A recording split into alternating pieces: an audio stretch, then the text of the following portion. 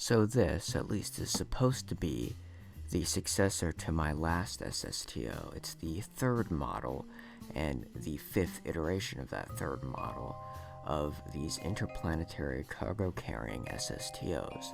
Now this one is actually at a less amount of parts than the other one, at only 518 as compared to the 594 parts of the old one, and it also carries more into orbit and by extension to anywhere that you want to go in the Kerbal system.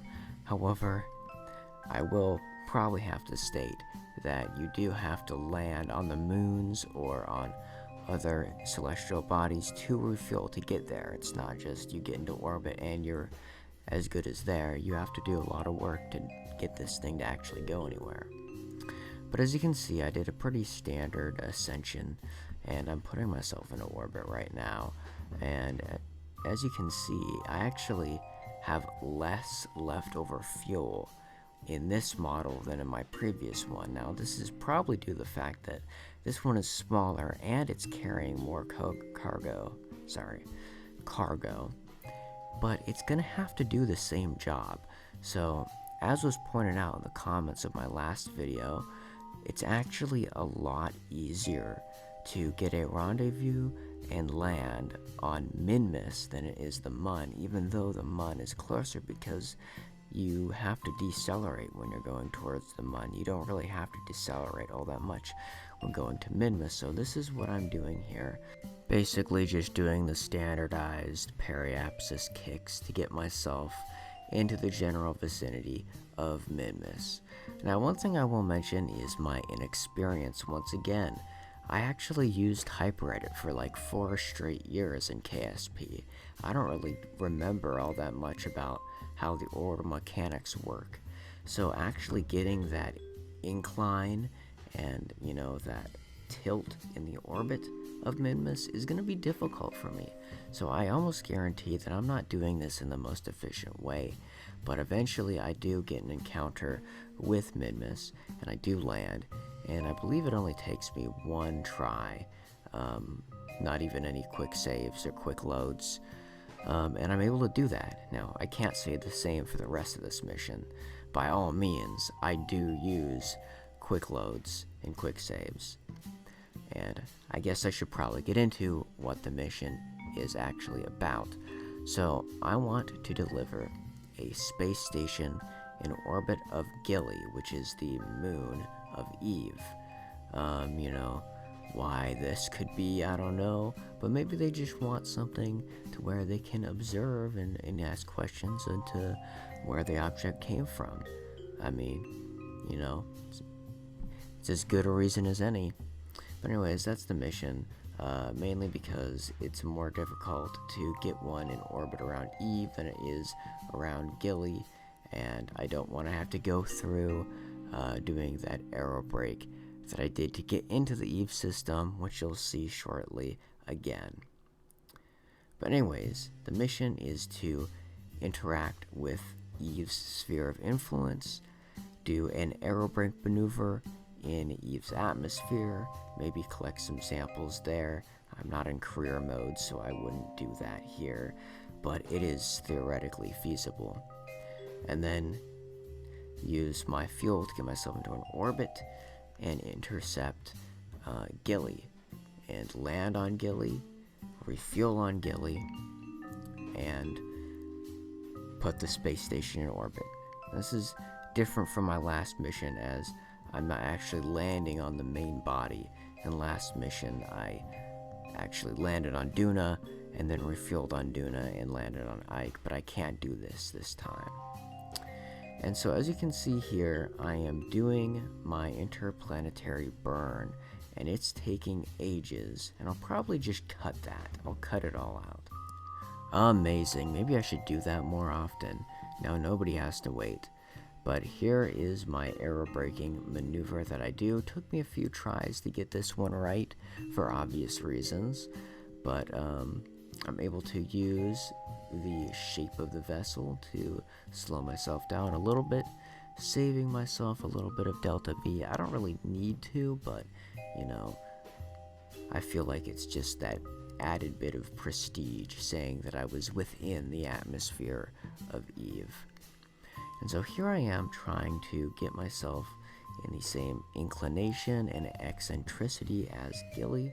Obviously not an easy task to be done, and it just requires these 2 maneuver nodes to be set and completed there, and I'll do another one in a little bit. So as you can see, there are many different features that make this model, you could say, better than the previous one. The first and most obvious one is the fact that this one isn't built around a part that I'll later literally discard because it traps the cargo within it.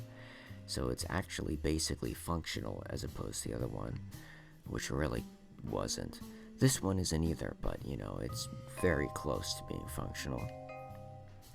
The cargo, as you'll see shortly, is housed inside one of those massive, I don't know what they're called, basically like space shuttle hangar bays that opens up. It can hold the, not the largest diameter fuselages, but I think the second largest, so maybe actually the third largest, but you'll see. It's fairly impressive. The only problem is, much like the previous model, is once it removes its cargo, it doesn't actually have any aerodynamic qualities anymore. And so the way that it's supposed to land is in water, and it's supposed to land vertically instead of horizontally. It has parachutes to help with this process. But however, I'm unable to land the vessel once again in this this film here because it's over land, and if you're over land, it's basically done. Here is me landing on Gilly. Now, actually, Gilly is very hard to land on, contrary to popular belief, because you just keep on bouncing. You can never stick to it. And I actually ran into some problems with time warping because I time warped and then just the vessel just randomly exploded, so I had to reload. But there I go. I refueled myself, which is always good. I'm making orbit. It's a inclined orbit, but it works. And we will show off the payload shortly with a few short maneuvers here. So here we go. Here is what the entire cargo looks like, and it's actually a fairly decent looking segment of a space station. Just fully assembled right there. You could attach 2 of these to each other, easily forming a space station. I think it looks rather nice, and it is quite impressive for something that is supposed to be able to go anywhere in the Kerbal system. Now, one of the flaws is all my Kerbals are in this craft, and so a pilot actually has to get out and EVA back into the main vessel and pilot it back home. So here we go. We're going to get ourselves out into the Kerbal system instead of the influence of Eve, and now we're going to adjust our orbit,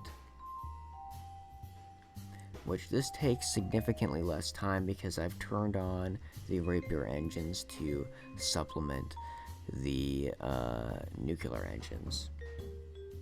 And we're done just about now. And obviously it takes a long time for us to zip around a whole bunch and wait for an encounter that may or may not work. And I try here, but it's going to take far too much, and I don't want to do that. So I keep on waiting for a more useful encounter, and here we go. I've got it. We're going to do a few aerobraking maneuvers once we get into the Kerbal system. Actually going to get an assist off of the Mun, which I don't know if that's going to help at all, but I assume it does slightly. And there we go. Setting up my maneuvers. Burning. once again, supplementing the nuclear engines.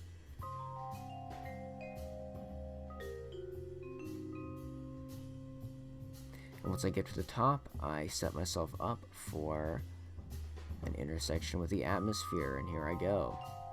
Much like the interception with the aerobraking, rather, of Eve, I do this in a similar way, but with a lot less fear because I experienced the gauntlet, which is Eve's atmosphere, before Kerbin's, so it's obviously a lot easier. Now here I am coming in. I'm thinking that I'm going to get over some ocean, or at least something, but I do an unfortunate quick save to a section that is right over top of land, so I attempt to land this over the land, but it just doesn't work.